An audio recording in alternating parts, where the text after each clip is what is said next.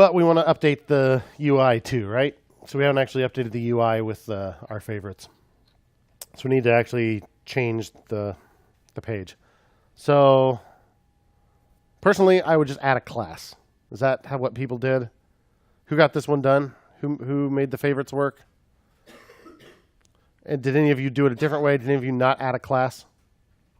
Yeah, did you just like change the style? Yeah. Cool, okay. So I'm going to add a class because I want to write my CSS in CSS. Yeah, either way, totally works. So we could totally just say flick.style equals, border gold or something like that, or whatever. But I'm going to say,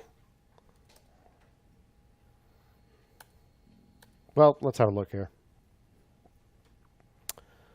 Let's pick my LI from the page. Here it is. Here's my LI. So now because I've selected here, it's $0, right? Don't forget that this trick is there. It's super handy. So $0.classList. So we have add, we have remove. We also have toggle. See that? How's that work? Let's toggle a class called fav. It returns true. Let's look at the elements. There it is. It's on there now. If I run toggle again, it returns false. And it's gone. So that's interesting. Not only does it toggle it on and off, it returns true or false. See where I'm going with this? What if I did this? What if I said, so I don't have the list item in here, right? So we could use the same trick we used on the delete button. Grab the list item using closest, or pass it in as an argument, either way. So now we have the item. Item.classList.toggle fav. And since that's going to return true or false,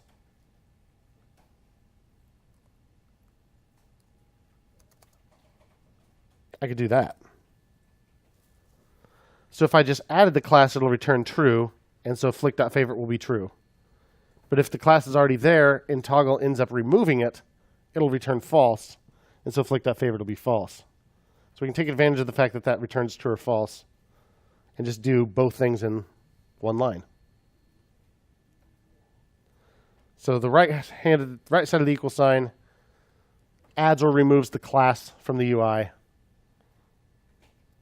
and it assigns it back to the item that's in the array, right? So we've updated both in one line. Update both the UI and the array.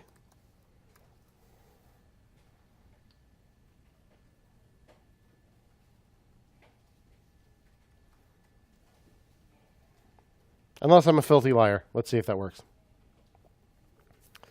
Add a flick.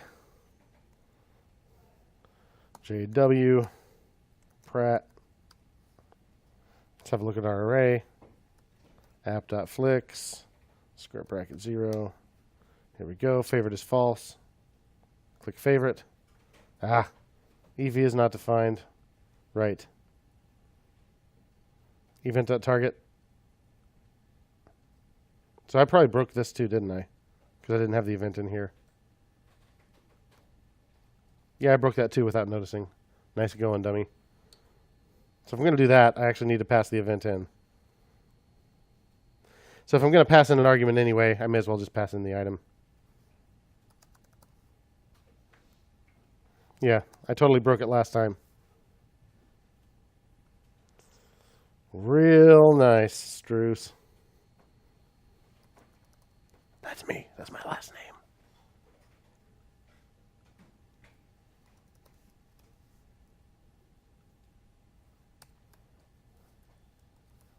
All right.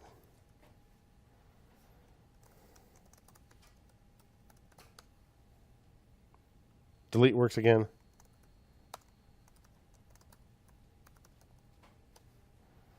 App.flicks. Square bracket 0. Favorite is false. Favorite is true. Favorite is false. Favorite is true. So in my CSS, I could say .fav and just do something with it. Background color, gold. Whatever. Just so it does something. Or the dark world.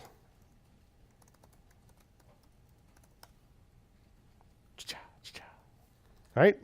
Totally works. Yeah. So toggle is basically the function controlling whether or not you favorite or not. Say that one more time. Toggle is a function controlling the favorite for the functionality of the web page. Yeah, so toggle, and the way we're using it here, that's a method on class list. So that just removes or adds a class to something in the UI, depending on whether it's there already or not. Just turns it on and off. It's like a switch. Yep. Well, it returns a Boolean. But yes, it's, yeah. Yeah. So the string you pass in is just the class that will either get removed or added, depending on whether it's already there. Yep. You dig?